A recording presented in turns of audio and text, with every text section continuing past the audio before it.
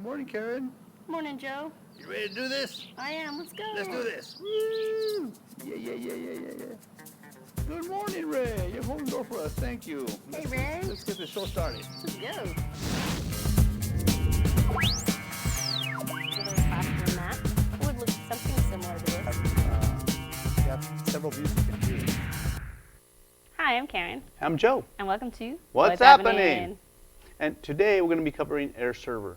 It's a program you can install on your computer, your PC, or your Mac, so you can display your iPad through the computer to a projector screen.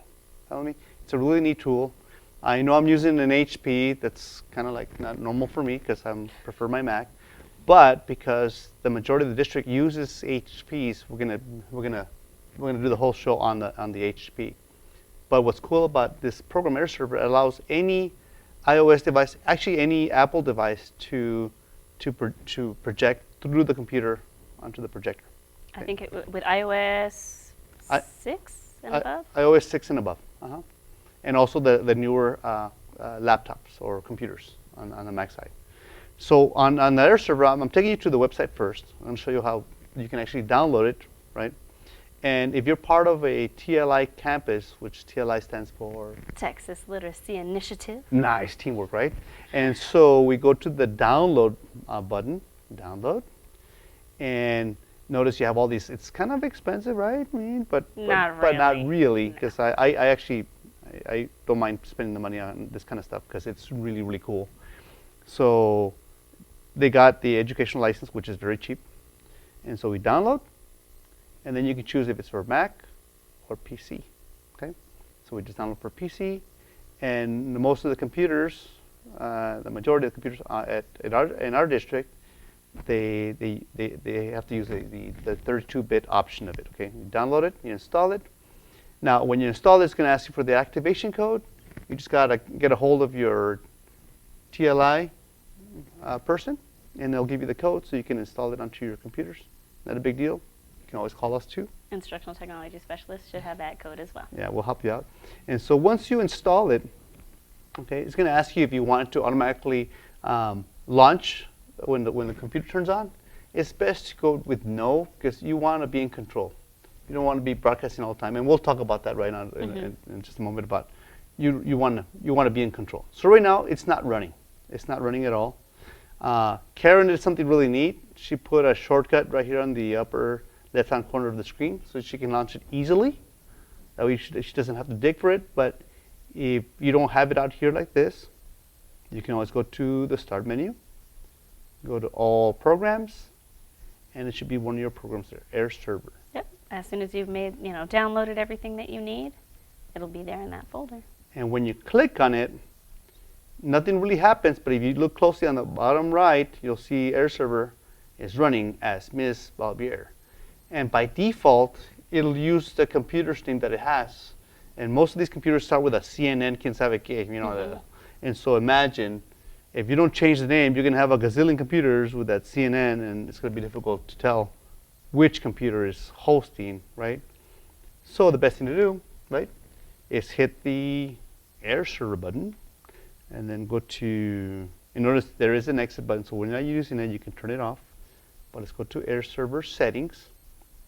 And I turn it on. It's really the only place that you're going to tinker with in that area. Yeah, and we're just going to show you the basics. We're not going to show you everything there is to it, just the basics, just to get it going. And so right here where it says computer name, that's where Karen changed it to Mrs. Balbier, right? I wanted to make sure teachers knew that they were going to share their iPad on my computer and that it would be very easy for them. So just as a teacher, you want to make sure that it's easy for students and easy for you to know exactly which computer you're going to connect to. And this setup only happens on the computer. Nothing has to be done on the iPad. So you have 30 iPads, you don't have to do a thing to the iPads. Okay?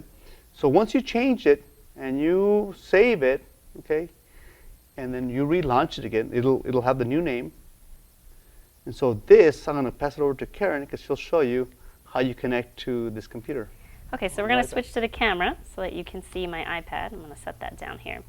And when you want to connect to the computer, you want to make sure that you're in the same Wi-Fi network as your computer. So my computer is on a certain Wi-Fi network. I might go over to my settings and just double check that I'm on the same Wi-Fi network. If I am, then the two devices will be able to find each other. And so the next thing I want to do then is I want to swipe up from the very bottom of my iPad up, and you're going to look for AirPlay. If you don't see it, then there's something wrong. They're not quite seeing each other. So I'm going to click AirPlay, and you should have a list of different computers that have AirPlay running, or let's say AirServer, Reflection, whatever their tool is. In this case, you'll see I've got Mrs. Balbier's. I'm going to click on that, and I've got turn mirroring on if it's not. And just like that, if we go back over to the PC screen, you're going to see that my iPad is now being shared on the computer, just like that. It's a little distracting right now. You'll notice that I've got all those flowers around it, so it might not be a great thing for students that are focusing. But not to fear, up at the top you'll see you also have 3 menus, and one is View. Click on View, go to full screen, and voila, it's not distracting anymore. And now, as a teacher, right, you have your iPad. You can walk around wirelessly around the room, presenting from your iPad with no wires, right? Yay! So I can take my iPad over to another little space in the room, and I can drop it on a student, well, not drop it, place it on a student's desk and say, will you show us how to work out this problem? You have a great example, and they can, I'm going to draw a happy face though, they can go ahead and work it out while the whole class sees it real time. Mm-hmm. You can do math problems that way. Makes me happy. You can do poetry, visualize. What did you see? What did you picture in your mind? You can draw it, you know. And so right now, this is the basic use of it, right? It frees you from being in the front of that room, kind of cute. And so, but also what's cool about AirServer, it allows you to connect other devices at the same time too. So for example, right now, Karen and I, she's drawing right now. I want to join her with the drawing. I can actually get my iPad to connect to as well. So I swipe up the same way. I swipe up, I go to my AirPlay button, and I think my computer, my iPad changed networks. Yeah, it switched over to. iPads tend to do that, so you got to make sure you're on the same network. Mine right before you start, yeah. Mine went to another one. So when I swipe up, I see the AirPlay button, and then I tap on. I'm looking for Miss Balbier. Turn it on, and now we have 2 screens. If you notice on the PC, now you can see Karen's, and you can see mine. We could have a competition, Joe. So I'm gonna bring it up. So but the thing is, I had already started a drawing already. So I already had my green grass, my blue sky, and I was about to draw something I read in the poem, right? So I was about to draw the sun. Oh, that's not what I wanted, but I wanted actually a crayon. So here we go. There we go. So there's my sun right there. So my sun, I think, is not as pretty as Karen's, but at least I have a background. So now we're competing with the drawing. And everyone can kind of see what's being drawn.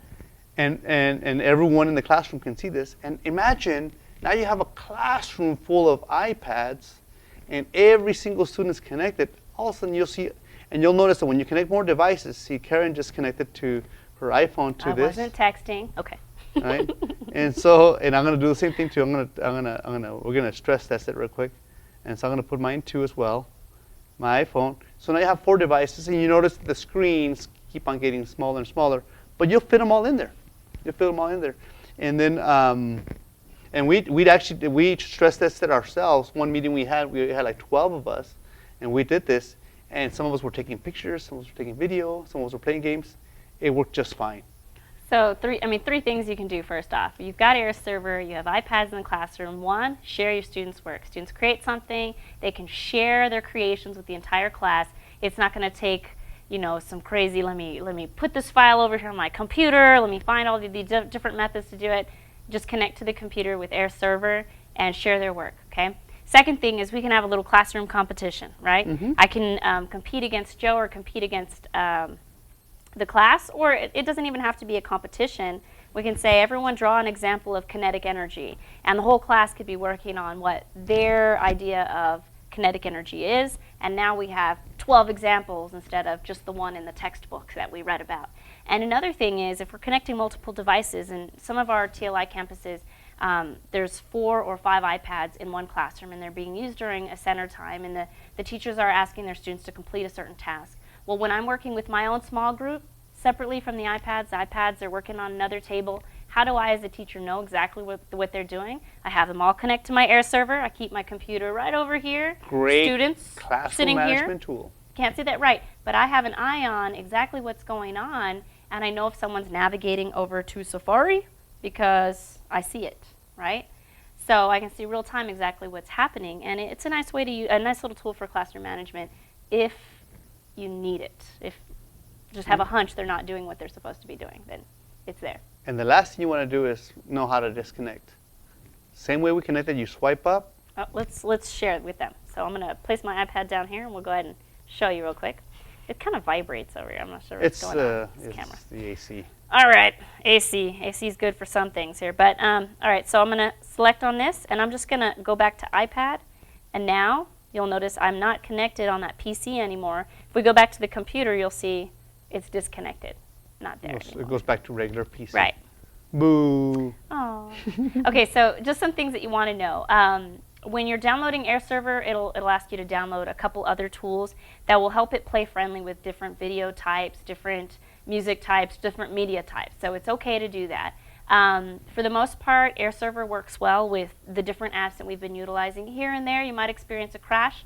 No big deal. Close AirServer out and open it back up, and it usually works out pretty nice. Yeah. The other thing that you just kind of want to check out if you're not in our district where we know it already works is download that 7-day free trial. Test it out, see if it works in your district before you go and buy it. Mm-hmm. Just make sure that it's going to work out well. For us, it works great. The only time is maybe... It's the network speeds when there's a lot of traffic. That's when we have issues, but when there's no traffic, it works just perfect. And I always like to have a plan B. Plan B, document camera. Set it right underneath it. or the adapter that goes straight to the projector. Yeah, so plan B is good. But this is a great solution for being able to be mobile in your classroom, share the different things that the students are doing on the iPad without a whole lot of fuss. So it's a really nice little tool.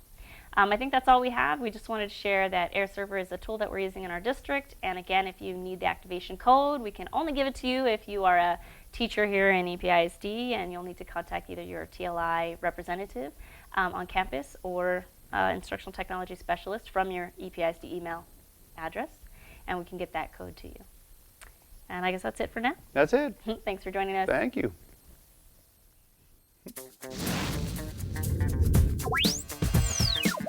Classroom map.